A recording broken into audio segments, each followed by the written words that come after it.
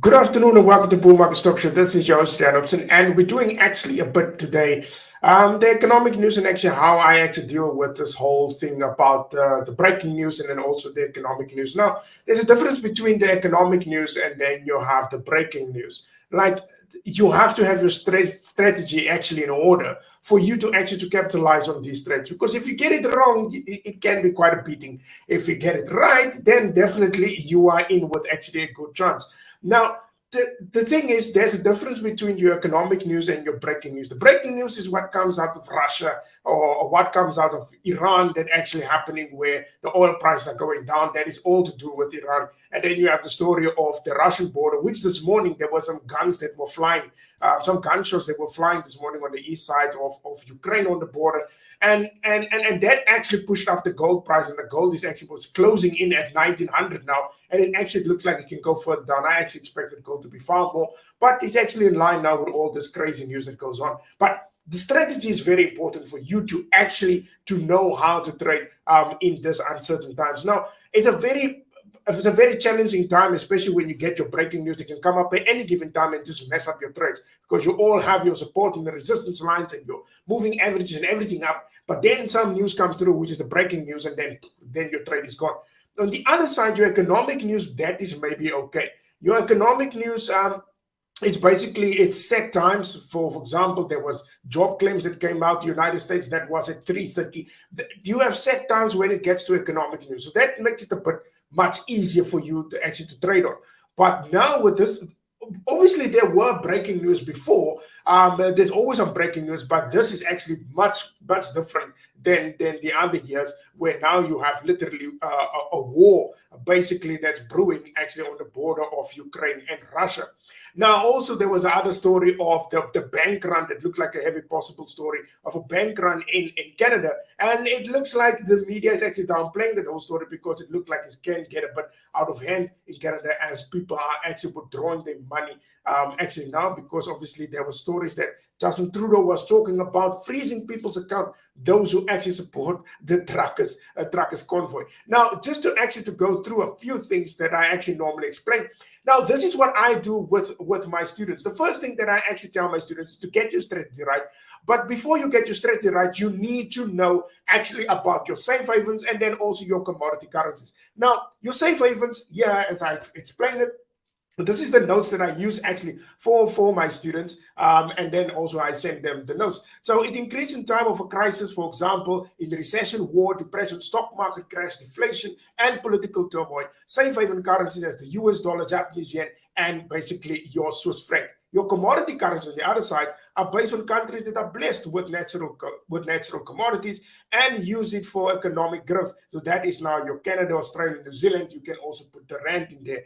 Now, the comparison and understanding of each currency is extremely important to understand basically your trading. Now, that is what I normally explain to my students, that the moment you understand your currency, that is now, for example, United States, as I just said, which is your safe haven currencies. So it must come basically naturally when you hear the bombs of Russia that hits Ukraine. You must know automatically where you need to run, and that is now the US and Japanese yen and your Swiss franc. If there's nothing happening and you have a normal trading day, the stock market is going up, oil prices are going up, then obviously you will go with your commodity currencies, which is now the Canadian, Australian, New Zealand, and Australia. Now, I don't actually do pairing. I don't explain that in the beginning. I normally start with each currency because that is what you basically need to understand. Now, obviously, you will actually ask about what news that I normally trade with, or where do I get my information from? Well, it's fairly simple. I actually get my news where most of you getting it. I don't actually use investing.com because a lot of traders actually use investing.com. I don't actually use that one.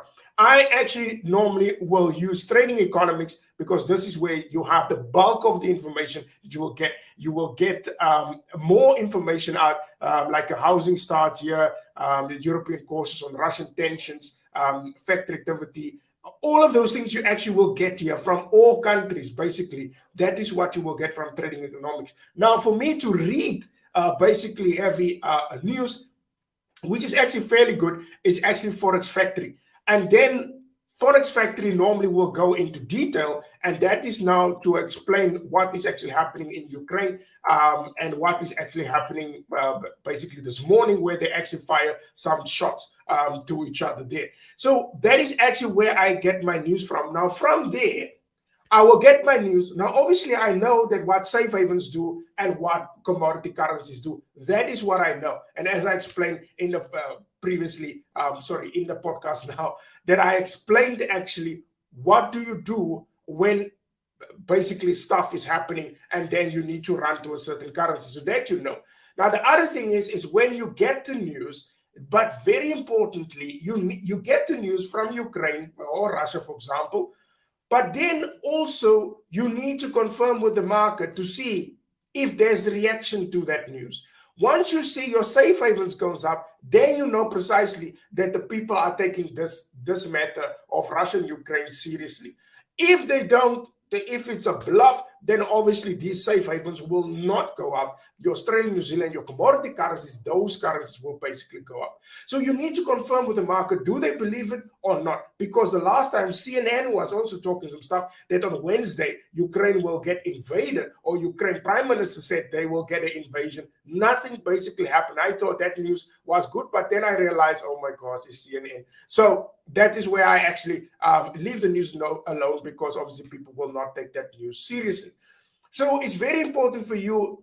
The basic thing is for you to understand actually what is the difference between a safe haven and what's the difference between a commodity currency, and also your commodities behavior. For example, gold will normally go up when there's political tension, especially what you now get in Russia.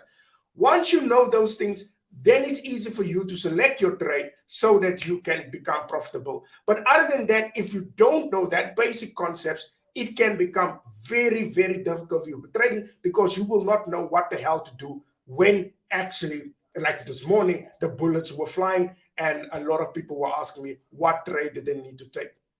It's obvious you need to go to your safe haven currencies, and it moves actually very sharp. So please, I hope you guys enjoyed today's show. If you missed that first part of this podcast, please go back and rather go look what I explained about safe haven, so that you know what to trade when actually things getting a bit out of hand. But I was just explaining you the basic concept, because the main thing is the difference between economic news and breaking news. And breaking news, especially now, is just terrible. You have some breaking news that is basically good, but I don't see any of them currently happening now. It's all terrible. So that's why I explained the difference between a safe haven and a commodity currency. So that is it from my side. Thanks a lot for listening. And please do listen on the front part of the podcast so that you can understand what I actually explained today. That's it from my side. See you guys at 4 o'clock. Bye-bye.